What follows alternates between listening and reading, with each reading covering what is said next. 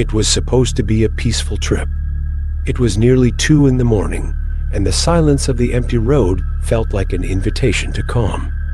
I was driving with one hand firmly on the wheel, while my wife, Sarah, flipped through a book in the dim light of her phone.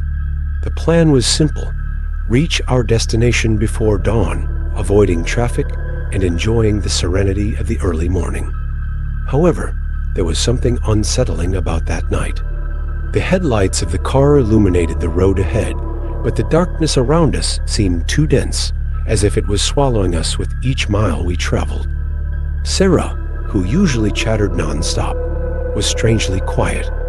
"Are you okay?" I asked, trying to lighten the mood. She gave me a brief smile, but didn't say anything else. That was when I heard it for the first time. A low, muffled sound coming from the trunk. It seemed distant, yet impossible to ignore. "Did you hear that?" I asked, trying to keep my voice calm. "Hear what?" Sarah replied, sounding confused. But I knew I wasn't imagining things. Something was there. The road seemed endless, and the persistent sound from the trunk was starting to drive me crazy. It was like a gentle tapping, sometimes irregular, other times rhythmic, as if something or someone was trying to get attention without making a scene. "It must be something loose," Sarah said, trying to reassure me. "A tool, maybe?" I nodded, but I knew it didn't make sense. I had packed the bags myself before we left, and there was nothing that could produce the kind of noise. The landscape around us was practically non-existent, just sparse patches of trees and signs indicating several more miles until the next gas station. I glanced in the rearview mirror again, as if expecting to see something, but all I saw was the dull glow of the taillights reflecting on the asphalt. "Try opening the trunk when we stop," Sarah suggested, her voice carrying a slight tone of unease that she was trying to mask. The temperature inside the car seemed to drop, or maybe it was just my nervousness. The sound now seemed closer, more insistent. It was impossible to ignore. As we continued, the sound became harder to disregard. It seemed to echo inside me, as if it weren't just a physical matter, but something that provoked discomfort on another level. Sarah was quieter now, staring out the window with an expression I couldn't decipher. "Are you okay?" I asked, trying to break the silence. "Yeah, just. Doesn't this feel weird to you?" "It's like," she paused, biting her lower lip, "like it's coming from inside, not just the trunk." I glanced at her quickly, trying to hide my own unease. It wasn't just her feeling this way. Since the first few miles after the sound started, an uncomfortable sensation had settled in. It was like we were being watched. I slowed down and looked for a place to pull over. We needed to check it, even if only to relieve the tension. The headlights illuminated a gravel patch by the side of the road, and I stopped the car there. Sarah hesitated before getting out, pulling her coat tightly around her body. I opened the trunk, expecting to find something simple, a bag left half open, a misplaced tool. But what we saw froze us in place. Inside the trunk, everything was exactly as it should be. Stacked bags, a spare flashlight, a toolbox. Nothing was out of place. Yet the sound continued, reverberating inexplicably. It seemed to come from nowhere, and yet from everywhere. "You hear that, right?" Sarah asked, her voice low, almost as if she feared drawing attention. "Yeah," I replied, feeling the weight of the situation. "It doesn't make sense. Everything's here, nothing that could make that noise." She looked around, her eyes searching the darkness of the empty road. What if it's under the car? The idea didn't seem absurd at that moment. I knelt by the vehicle, and with the help of the flashlight, looked beneath it. The sound was more intense there, but the empty space only returned darkness and an overwhelming sense that something was wrong. When I stood up, Sarah was already in the passenger seat, The door shut. "Let's go," she said, staring straight ahead, avoiding any glance at the surrounding landscape.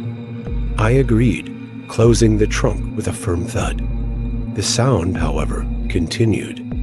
The road stretched out before us, lonely and endless. As we moved forward, the stillness only seemed to heighten the tension. There were no other lights, no houses in sight, just the darkness and silence of the night. Sarah was visibly anxious. Her fingers were gripping the seat beside her, her eyes fixed on the horizon, as if expecting something she didn't want to face. She'd always had this tendency to hide her fears, as if by ignoring them, they would disappear. But now, she couldn't ignore what was happening. She couldn't. The sound persisted, growing louder with every mile we drove. "Maybe we should stop," she suggested, her voice trembling. "Check it, for real." "I've already told you. There's nothing there," I replied, forcing calm into my voice. I was trying to convince both her and myself, but the truth was, we didn't know what was happening anymore. I was beginning to doubt my own sanity. The idea of stopping to investigate unsettled me deeply. What if something was there? Something that shouldn't be? She looked at me, her eyes reflecting a mixture of desperation and exhaustion. "Aren't you scared?" I don't know," I said, more to myself. "I don't know what's happening." The silence took over us again, but it was heavier now, filled with tension we couldn't shake. There was something behind all this noise, something we never could have imagined. The sound was becoming increasingly real, closer. It was no longer just a scraping or tapping. It was something heavier, more threatening. A vibration that seemed to come from deep within the car, from the trunk itself. Sarah couldn't take it anymore. She looked at me, wide-eyed, panic all over her face. "We can't ignore this anymore," she said, her voice shaky. "It's there. Something. Something is there." I knew what she meant, but I didn't want to accept it. The trunk was locked. Everything seemed in order. But the sound wouldn't stop. It was a phenomenon I couldn't explain, couldn't rationalize. And the more I thought about it, the stronger the feeling that I was about to lose control grew. "Let's stop," Sarah said, almost desperate. "I can't take it anymore." I looked at her, at the desperation written across her face, and a part of me that had been insisting on being rational gave way. I turned off the radio and looked around, feeling the pressure of the silence. Then, I pulled the car over. The engine was still humming softly, but the sounds from the trunk were now impossible to ignore. I didn't know what to do. Nothing in the world could have prepared me for what I felt hearing that sound. It was unmistakable. Something, or someone, was there. The silence that followed was even more unbearable. I was sitting in the car, hands firmly on the wheel, unable to move. The sound had stopped, but the unease only grew. It couldn't be a mistake, a mechanical failure. Something was there. Something that shouldn't be. "I'll open it," I said, almost reflexively, but my voice came out muffled, as if trapped in a layer of terror. Sarah said nothing. She just stared at the trunk, her eyes wide with fear. I got out of the car slowly, the cold night air making me shiver. The sky was clear, without a cloud in sight, but there was something oppressive in the stillness, as if the entire world was waiting. I approached the trunk, and with every step, the pressure mounted. The sound was still in my head, like it was pulsing in my ears. An unbearable noise, making my mind spin. When I finally reached it, I put my hand on the key and hesitated. I knew I shouldn't. Something told me not to do it, but curiosity won. I turned the key and opened it. What I saw almost made me drop to my knees. The trunk was empty, but a cold sensation ran down my spine, as if something or someone had been there. And now, it was watching me. "Look at this," I murmured, almost in a trance. "It's empty." But the headlights illuminated the interior, but everything seemed out of place. The air grew heavy, as if the night itself had thickened. Something was wrong. "And now?" Sarah asked, her voice breaking. I was speechless. We were never the same after that night. Fear still dominated me. Every step we took further into the deserted road, the air seemed heavier, more suffocating. I knew I couldn't turn back, that somehow I was being pushed toward this. Sarah was silent, her gaze fixed on nothing. I could feel the tension between us, as if she were waiting for me to take some action, anything, to resolve what was happening. That's when I realized I couldn't run. There was no escaping what was coming. The fear was real, but the only way to overcome it was to face it, even though I had no idea what was really happening. The unknown, the presence, the feeling of being watched, none of it could be ignored anymore. "Sarah, we need to keep going. We can't let this defeat us," I said, the words coming out with a strength I didn't feel.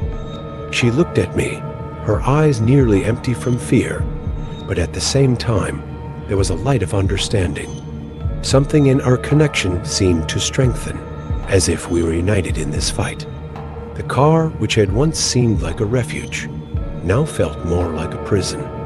So I decided. It was time to go after the answer, no matter how terrified I was.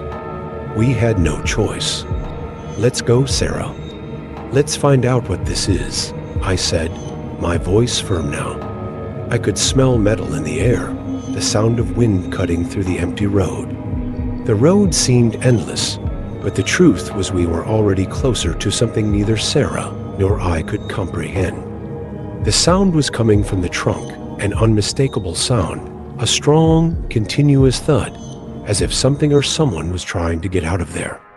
What had seemed like just a car malfunction was now becoming a tangible threat. I looked at Sarah, and she was pale, her hands gripping the seat. She knew there was no avoiding the truth anymore. It wasn't the car, it wasn't a technical failure. It was something much darker, something that somehow knew we were there. We opened the trunk. What we found wasn't an animal, as I had briefly thought. What I saw was much worse. Sarah's eyes widened, but I was already paralyzed. What was in there wasn't human. Something that moved, deformed with every breath, almost as if it were trying to understand the space around it. A thing, a presence, something that shouldn't exist. This isn't real," Sarah whispered, but her voice sounded empty, as if she didn't even believe her own words. I felt the weight of something, a pressure, something that wanted to swallow me, dragging me into that moment. The shadow of that being, whatever it was, surrounded me like a cold fog. I tried to scream, but my voice was lost. The sound of the wind, the sound of the road, everything dissolved into a single muffled scream, a scream that seemed like it would never end. The car came to a complete stop, but the presence didn't disappear. It was there, invisible and persistent, like a shadow that couldn't be erased. Sarah and I stood there, in the deafening silence, with the feeling that, somehow, we had gone too far to turn back. Whatever had been in the trunk was never truly undone. The mystery stayed with us, and we with it. The road stretched out before us, but it seemed more like a trap than an escape route. Sarah didn't say a word, and neither did I. The emptiness of our voices reflected the terror now taking over our bodies. Something else was watching us, perhaps more than ever. We were aware that something was with us, or perhaps it had always been. That road would never be the same again, nor would we. When the car finally started again, the sound was muffled by a distant laugh, one that sounded more like a warning. A reminder that what we had found wasn't something that could be solved. It was something that would stay with us. Something that had infiltrated our lives without permission. Something no one could erase. I drove, but I would never be the same again. And wherever I went, I knew that the road would always lead me back to it. The road seemed endless, a straight line cutting through nothingness. The car's headlights illuminated the wet asphalt, reflecting the last drops of rain falling on the hood. I was alone, the only company being the rumble of the engine and the occasional crackling of the empty road. It was a tiring journey that felt like it would never end. I just wanted to get there. I hadn't planned on stopping, but when I saw the man by the side of the road, I didn't think twice. He looked lost, with a backpack lying beside him, staring into space with a distant look in his eyes. The rain was falling harder when he got into the car, quickly and silently closing the door. I nodded, and he simply said, "Thank you." His gaze was empty, as if he was about to say something, but kept it to himself. The road grew more deserted as we drove, and the silence in the car became thick, almost suffocating. I glanced at the man beside me, hoping he would say something, but he seemed completely lost in his thoughts. The cold in the air felt worse, as if the environment around us was becoming heavier. "Do you think it will take long?" I asked, trying to start a conversation. He slowly turned his head, his gaze fixed on the road ahead. "I don't know. This stretch has a history," he said, his voice deep and dragging, as if the words carried a weight I couldn't understand. I fell silent. I knew that roads like this had their stories, disappearances, accidents. Always something strange. But I wasn't ready for what he would say next. "What happened?" I asked, my curiosity slipping out despite the growing unease. He laughed, but it was a low, dark laugh. "People say this road is haunted." A chill ran down my spine, and an odd feeling settled in the pit of my stomach. I tried to brush off what he'd said, but the idea that something was wrong with the road, the air, even the night itself, made me uneasy. The man started speaking again, this time softer, as if sharing a secret.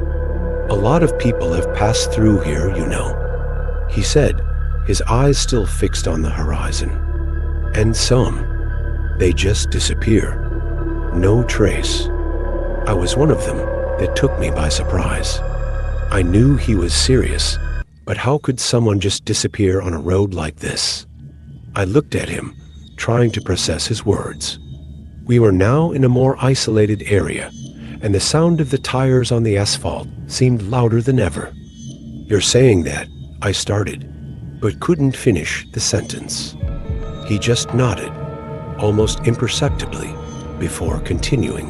"I came back to see who else is going to disappear. Everyone comes back." Eventually, the atmosphere in the car grew thicker. The steering wheel felt heavier in my hands, and the road seemed to stretch on forever. Something was wrong. I didn't know what, but I felt like I was about to find out. I didn't know what to think anymore. The man in the passenger seat seemed more distant, as if his presence was more of a shadow than a real person. I kept looking at the road, but the fear made me glance at him every now and then. Something inside me, a visceral feeling, told me to keep going without looking back. The tension in the air was palpable. The car seemed to be moving slower, as if the road was stretching endlessly. What he said about the disappearances, about how he came back, consumed me. I tried to ignore it, to rationalize it, but I knew that whatever was happening here wasn't just a coincidence. Then he spoke again, his voice weaker and shakier, as if something was surfacing. "You've noticed, haven't you? They always come back, but in a different way." I gripped the steering wheel tighter, almost involuntarily. The feeling of being watched, of something invisible and sinister surrounding me, grew stronger. On impulse, I did something that surprised even me. I stopped the car in the middle of the road. Without looking at him, I opened the door and stepped out. The biting cold of the night hit me immediately, but I didn't care. I needed answers. I wanted to feel in control, to feel like I wasn't being manipulated by the strange presence beside me. When I looked at the passenger door, the seat was empty. I froze, my eyes wide, and the fear hit me again, full force. He was gone. Just emptiness. Silence took over the place, and the sound of the wind became deafening. I looked at the road, then at the car door, and finally at the empty seat. Everything was completely still, but the fear still crawled over my skin like a shadow that wouldn't go away. What was happening? It was like reality was folding in on itself, and I was stuck in an endless nightmare. That's when I noticed the backpack tossed onto the back seat. I didn't remember seeing it before, and the idea of checking it was the last rational impulse I had left. With trembling hands, I opened the bag. Inside, I found a series of documents, old photos, and a folder with more papers. Each item seemed stranger than the last. In those photos, I saw familiar faces, distorted by the passage of time, missing people, whose names were marked in red ink. But what made me stop was one particular photo. It was a picture of the road I was on now, taken years ago. In the photo, the car I was driving was parked right there, at that exact spot. And in the background, a silhouette of a man I recognized. I looked at the road again. But now, fear wasn't just a feeling, it was physical, something I could almost touch. That's when I heard it, a muffled sound coming from the back of the car. The man who had been there, or whatever he was now, had returned. He didn't need a body to find me. When I woke up, I couldn't tell if what had happened was real or just another nightmare. The car was still on the road, at the same spot where everything started, but the backpack was gone. The photos, the documents, all disappeared without a trace. Silence wrapped around me like a heavy blanket, and I knew I could no longer trust anything around me. The feeling that something was still watching me didn't go away, as if the eyes of whoever or whatever had been that man that night were still fixed on me. I went to the gas station where I had stopped earlier. The attendant didn't seem to notice anything strange, and the road was as empty as it had always been. But something told me there was more to it. Something no one else could see, something waiting for me to come back. When I looked in the rearview mirror, the man's face was there, a shadow at the edge of my vision, as if he'd always been a part of me. I never traveled alone on those roads again. I didn't dare. But the fear that he would return never left, watching me from wherever I was, always close enough to hear his voice, but never close enough to see who he really was. The road seemed darker than usual that night. The headlights of the car cut through the thick fog ahead, as if the road had been swallowed up by something that wasn't there before. I've always been the adventurous type, someone who likes to explore the unknown, but even I could feel the weight of the silence around us. It was like the road was inviting us into something, but not in a good way. My name is Lucas. I was with 3 friends, Jenna, Pedro, and Vider, all excited about the idea of escaping our routine. We decided to take a break from the city and drive down an isolated road that many people avoided. Legends about disappearances and creepy stories surrounding the area drew us in, like a magnet, even though no one really knew why. We stopped tired when we saw the car parked on the side of the road. There were no signs of life. It was empty, with the keys still in the ignition. Something was wrong, but at the same time, it was hard to ignore. Curiosity got the best of us. "Let me see what's inside," Pedro said, trying to break the lingering silence. I didn't want to. Something told me we should just keep going, but who could resist? When I opened the door, a strange smell filled the air, and it was right then, when I got inside the car, that everything started to change. Something was happening, something we didn't understand yet. The car was dirty, like it had been abandoned a long time ago, but it didn't seem like that was the case. Jana and Vider stayed by my side, eyeing the car with suspicion. Pedro, however, seemed fascinated. He had already grabbed a bag from the back seat. "This is strange," he muttered, flipping through the contents. There were documents, family photos, and a crumpled note with the date of a recent disappearance. "What's this?" Vider asked, with a hint of discomfort in his voice. But no one answered. The atmosphere was growing thicker. I didn't know whether I felt more afraid of the unknown or guilty for getting so caught up in it. The road, which had been quiet before, now seemed to be watching us. The shadows of the night started moving, and I felt a pressure on my chest, as if the air had gotten thicker. I didn't know how, but now we knew that something was with us. The car made a loud metallic click, a sound that froze my blood. "What was that?" I asked, trying to stay calm, but my voice cracked. The engine had started, without anyone putting the key in the ignition. Vider looked at Jana and Pedro like we were all dreaming. I didn't touch anything," Pedro said, pale. His hand was shaking as he dropped the bag back onto the seat.